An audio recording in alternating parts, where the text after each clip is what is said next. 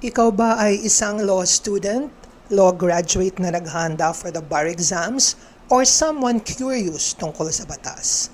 Welcome to my channel, Easy Law Online. Ang goal ng channel na ito ay isimplify ang mga legal concepts, cases at principles para mas madaling maintindihan ang batas. Usually kasi, nakaka-intimidate ang batas kaya tutulungan kita para maging malinaw ito. At hindi lang naman ito para sa mga law students and graduates.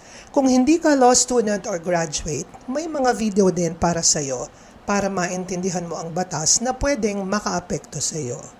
Important point, ang mga videos na ito ay for educational purposes only and are not intended to address specific legal problems.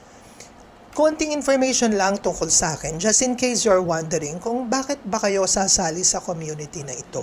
Ako si Attorney Rosario Olivas and you can call me Prof. Chato. I am a graduate of UP Law, became an attorney in 1988, been in law practice for more than 35 years. I have been teaching law for almost 15 years and nagle-lecture din ako sa Bar Review and Mandatory Continuing Legal Education. Thank you for tuning in.